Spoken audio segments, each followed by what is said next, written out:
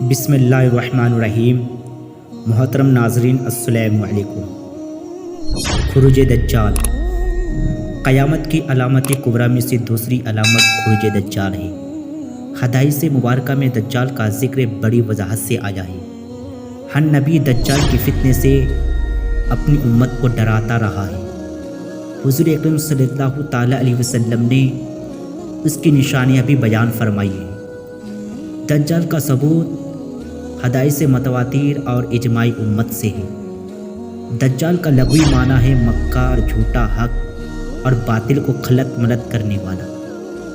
اس معنی کے اعتبار سے ہر اس شخص کو جس میں یہ اوصاف ہو دجال کہا جا سکتا ہے۔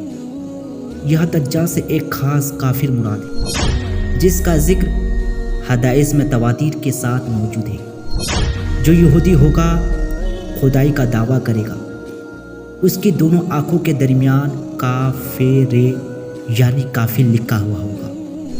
دائیں آنکھ سے کانا ہوگا، دائیں آنکھ کی جگہ انگور کی طرح کا ابھرا ہوا دانہ ہوگا۔ زمین پر اس کا قیام 40 دن ہوگا، لیکن ان 40 دنوں میں سے پہلا دن سال کے برابر ہوگا، دوسرا دن مہینے کے برابر اور تیسرا دن ہفتے کے برابر ہوگا۔ باقی دن عام دنوں کی طرح ہوں گے۔ بندوں کے امتحان کے لیے اللہ تعالیٰ اس کے ہاتھ سے مختلف خرق عادت، امور اور شعبدے ظاہر فرمائیں گے۔ وہ لوگوں کو قتل کر کے زندہ کرے گا۔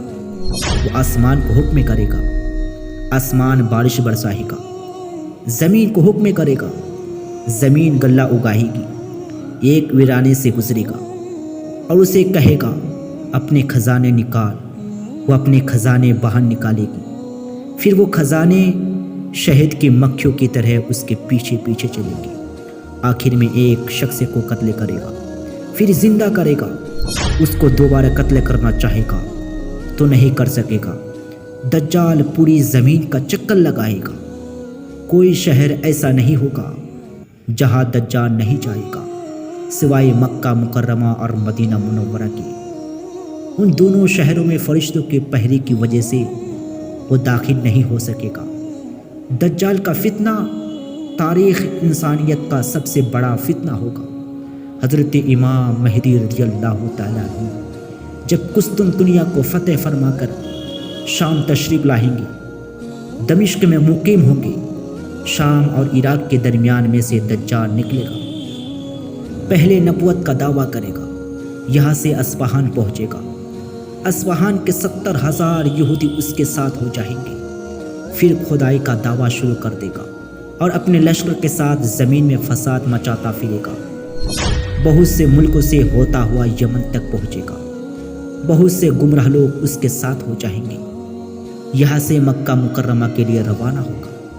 مکہ مکرمہ کے قریب آ کر ٹھہرے گا۔ مکہ مکرمہ کے گرد فرشتوں کا حفاظتی پہرا ہوگا، جس وجہ سے وہ مکہ مکرمہ میں داخل نہ ہو سکے گا۔ پھر مدینہ منورہ کے لیے روانہ ہوگا۔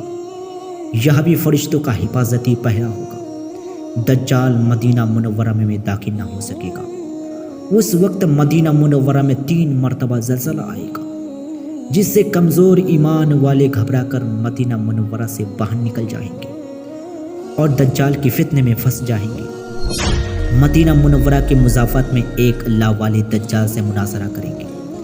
دجال انہیں قتل کر دے گا، پھر زندہ کرے گا۔ وہ کہیں گے اب تو تیرا دجال ہونے کا پکا یقین ہو گیا ہے۔ دجال انہیں دوبارہ قتل کرنا چاہے گا مگر نہیں کر سکے گا۔ یہاں سے دجال شام کے لیے روانہ ہوگا۔ دمشق کے قریب پہنچ جائے گا۔ یہاں حضرت امام مہدی رضی اللہ تعالیٰ عنہ پہلے سے موجود ہوں گے کہ اچانک آسمان سے حضرت عیسیٰ علیہ السلام اتریں گے۔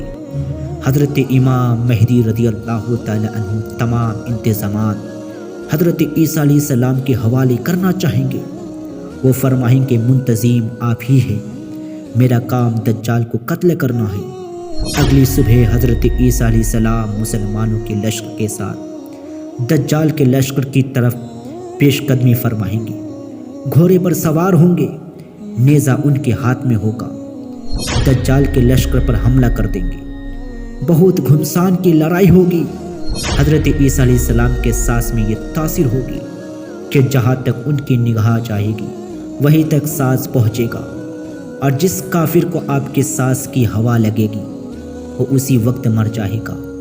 دجال حضرت عیسیٰ علیہ السلام کو دیکھ کر بھاگنا شروع کر دے گا، آپ اس کا پیچھا کریں گے، باب لدہ پر پہنچ کر دجال کو قتل کر دیں گے۔